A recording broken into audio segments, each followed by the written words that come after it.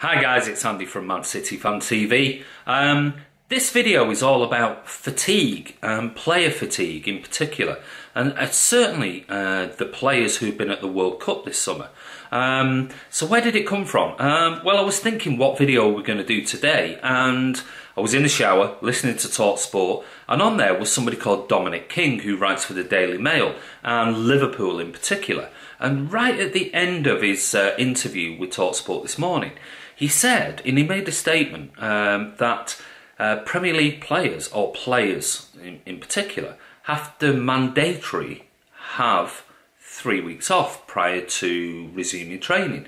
And I thought, I've not heard that before. So I actually got his Twitter account. I sent him a message. I heard nothing back. So I thought, well, I'm going to look in the Premier League handbook. Sad, I know. But couldn't find anything in there with regards to players having to have a mandatory 3 weeks off prior to resuming training or pre-season training. The only thing that was in there was under contractual law, the club to their player have to give them 3 weeks leave if requested by the player. So, but it got me thinking, how much rest are our players going to have after the World Cup? So that was the starting point. The next thing I looked at was doing a bit of research. Now, I've heard various and read various sources around about football in particular, and there are some organisations out there that actually collect data on fatigue and fatigue risk analysis on players.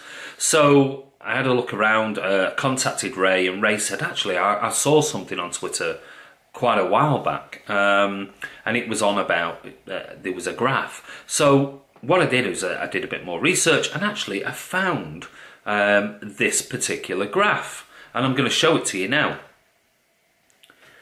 Now, as you can see on this particular graph here, this is from something called AI Index Fatigue. And it's from somebody called Simon Brundish. Now, Simon Brundish I contacted on Twitter, and he's actually a sports scientist of 22 years, and he's also a Liverpool fan. But he also collects data from other clubs.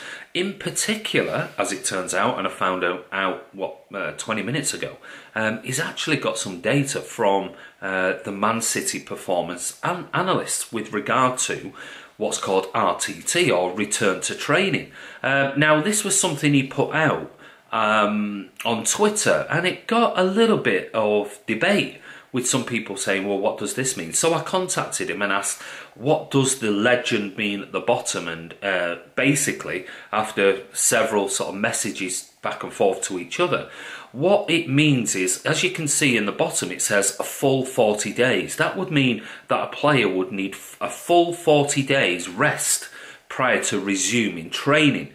That includes pre-season training. The orange, or amber, is 21 to 35 days of rest. Now, we're assuming in the summer with pre-season training, that means going away on holiday, relaxing, etc., even if it just means ticking yourself over with some runs and a little bit of gym work. And anything that is below the 20-day mark is in the red, which means that the player potentially is going to come back fatigued or not in a fit state. I mean, there's no sort of definition of that with Simon's work. However, after conversations with him, like I said, I spoke to him, and he gave me a little bit more insight. Now, it would have been great if we could talk one-to-one over the phone. We just couldn't do it this afternoon. But if you take a look at that particular index, it's interesting that we have, and I'm just looking at the index now, we have quite a number of players that are in the red. Now, the next thing I queried was the actual number, and it says days of pre-season. And from what I can gather with the messages that went back and forth between me and Simon, was the number of days that particular player is going to need minimum, absolutely bare minimum, before showing signs of fatigue. And that it's not just about pre-season, it's about the whole season in general, which I thought was quite interesting. So I went through the list and started looking at the players in particular. One that are on tour at the moment, two the players who were in the World Cup from Man City, whether they took part and played in the World Cup, and how many actually really didn't contribute a great deal. They're working on the fact that they need 3 weeks, which was what Simon said is the absolute best principle or best practice, minimum rest for a player prior to attending pre-season.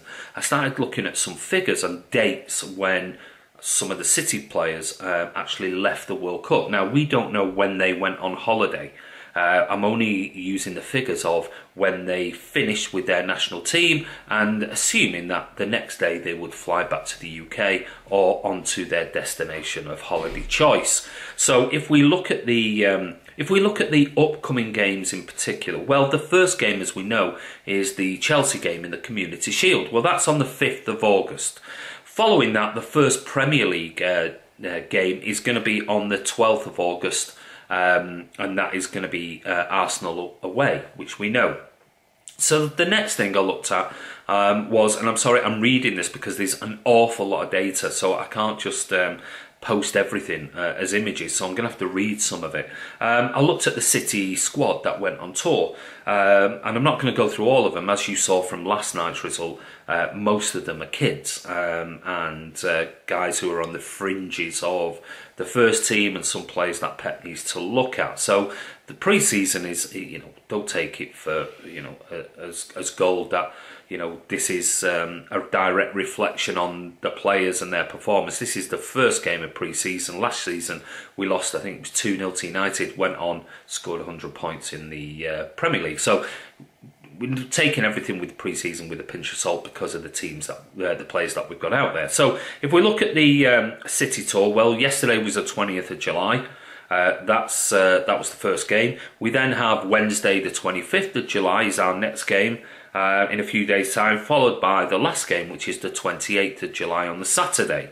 So if we take a look at the players currently that are on tour who would be considered like senior players that potentially are going to be starting the season in the Community Shield or the first game against August. Well, as we know, on tour at the moment, we've got all the kids and the second string team, but we do have Laporte, didn't play any part in the World Cup. We do have Mahrez, same, so he's fine. We have Leroy Sané, again, we all know about that travesty of justice with him not being taken to the World Cup. Beneficial for Man City, but he didn't go. And then also out there, named on the squad list, is Bernardo Silva, who we'll come to shortly with regards to when he played and when he didn't. So that was the next point. We've only got 4 players really who are out there who could be considered sort of definite first teamers who are going to play for certain at some point or most of the Premier League season, which starts on the 12th of August. Now, what I did next was I looked at the players and in particular their national teams and when they got knocked out of the World Cup. So if we go through and from the previous list, what I'm going to do is I'm going to show you that that graphic and chart again, which gives you the colour coding of red, amber and green. Just try to ignore the days of pre-season which Simon sort of put in there. What I'm going to do is tell you exactly how many days that they've got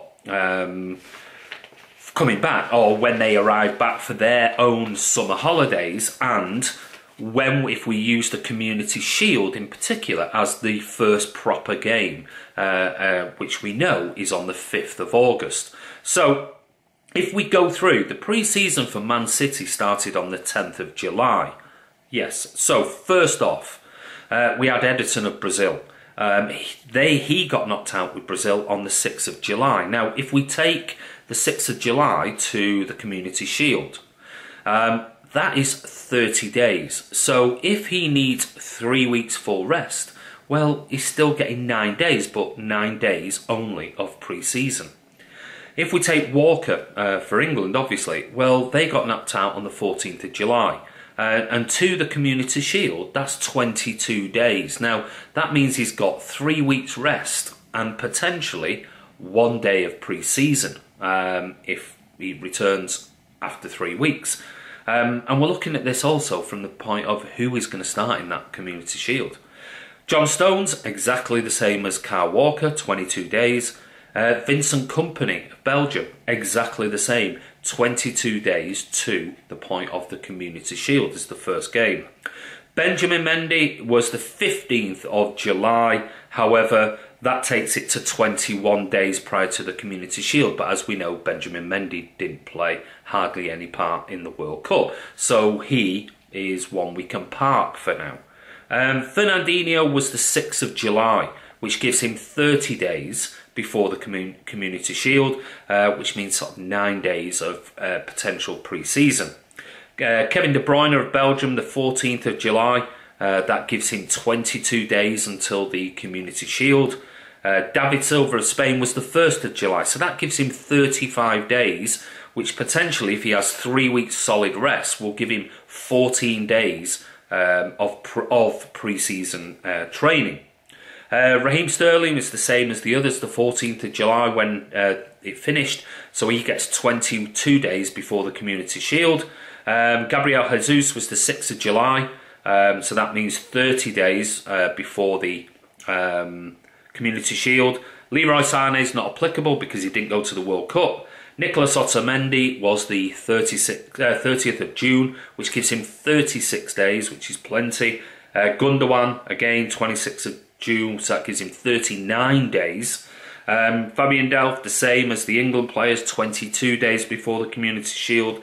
Bernardo Silva went out on the 30th of June, so that gives him 36 days before the Community Shield. The same as Sergio Aguero, 36 days. Riyad Mahrez, not applicable. Phil Foden, not applicable. Zinchenko, not applicable. Danilo was the 6th of July, which gives him 30 days. And obviously I mentioned earlier about Laporte, not applicable in this. So what you can see here is if we look at some of our key players, and if I take just one or two in particular, then if we look at the risk analysis data for fatigue on players, which does, it's not only about the first game of the season, it affects players cumulatively over the season. So the recommended advice is that they start the pre-season with a minimum of 3 weeks rest, so 21 days of rest before they go into what we would call a full pre-season prior to the season starting. So let's take our goalkeeper, Ederson. 30 days since he potentially, we don't know when they left Brazil, he left Russia. Now, that's before the Community Shield. Now, he didn't play a part, so that shouldn't be a problem for the Community Shield. If we take Kyle Walker, well, that's just 22 days if he went immediately on holiday before the Community Shield. Well, if he needs really 3 weeks of solid rest, that gives him 1 day of pre-season prior to the Community Shield and 8 days of, well, let's say forget the Community Shield, 7 days, forget the actual game against Arsenal, so 6 days of pre-season training, which is what's called RTT, return to training, which is not a lot prior to the first game of the season. Same with Vincent Kompany as Kyle Walker. Benjamin Mendy, well, didn't really play a part. Let's assuming this is the team that, let's say, plays 21 days, so he could go away for 3 weeks. Problem being is that if he doesn't return earlier, he's not going to get much pre-season training. Fernandinho, 30 days before the Community Shield. So even with 3 weeks rest, he's going to get around about 7, 8 pre-season training days, which isn't a great deal. KDB, 22 days. Now, if he goes away for 3 weeks, which is what the recommended advice is, then, you know, he's getting 1 day of pre-season training before the Community Shield. Might get 4 or 5 pre-season days before the first game against Arsenal. David Silva, 35 days. So that should be plenty, fingers crossed, for him. Raheem Sterling is the same as John Stones and Kyle Walker. You know, we're looking at that 22 days, 3 weeks leaves him 1 day, etc., etc. Gabriel Jesus, 30 days, so he's on the borderline as well. Leroy Sané should be raring to go for the start of the Charity Shield and Arsenal. Nicolas Otamendi, 36 days, so again, he should be fine and well within the green and plenty of pre-season ahead of him. Gundogan, 39 days, not a problem with him. Fabian Delph's cover, 22 days, so we're in that sort of ballpark figure of 1 day or 2 days pre-season, even though he didn't play a great deal for England. Bernardo Silva, 36 days, shouldn't be a problem for him either, and he's actually on tour. Sergio Aguero, 36 days again, give him plenty, good 3 weeks rest, come back, he should have at least 10 to 15 days of pre-season training. Mahrez, already out there and played last night. Phil Foden, not a problem. Zinchenko, we don't know whether he's going to stay. Danilo, 30 days, so he's in the sort of, might get 5-6 days, but he's going to be potentially cover. And then Aymeric Laporte, not applicable, didn't play in the World Cup, so he should be a problem as well. So, as you can see, guys, when we look at that table, it's quite interesting that for the start of the Charity Shield, just the Charity Shield, we've already got players that have been away and we don't know what sort of condition they're going to come back in. Now, most players these days tick over even if they're on holiday. They might go away for 3 weeks solid, but every day they'll probably do some light running in the gym, that type of thing. That does not replace pre-season training where they can take bloods, they can look at oxygen levels, they can put GPS onto you, they can see. I was reading one part of the article on AI that said about one of the things that certainly Bournemouth in particular did, and Eddie Howe, was they did a 1.6 mile or kilometre, I can't remember, run. And in that, they really analyse everything with bloods immediately after, with oxygen levels and with GPS. And that actual first initial run determines your training programme in the coming weeks. So unless these players are actually keeping themselves pretty fit, when they return, some of these players, key players, have got possibly a couple of days pre-season training before they play the first Community Shield game. And maybe 5-6 days pre-season training before they play the first game against Arsenal. So, I don't know, guys, what's your thought on it?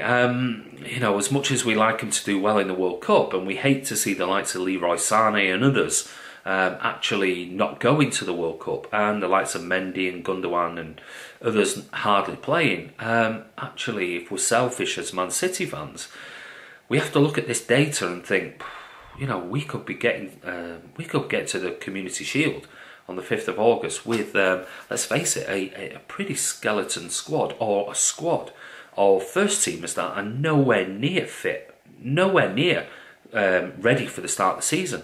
That leaves us 7 days to the Arsenal game away, which even then, looking at the analysis, is not going to be enough. It really isn't. So unless these players who have gone away and went out of the World Cup earlier have been ticking over and are going to return to pre-season earlier than the 3 weeks which is recommended, well, let's hope they do, because we're going to need at least 50% of these players to be ready for, certainly, the Community Shield is one thing, but certainly the Arsenal game, and need at least 2 weeks pre-season under them. So, guys, give us your thoughts below. What do you think? I just thought it was something different and interesting looking at it and looking at and analysing the data that this guy Simon Brundish had published.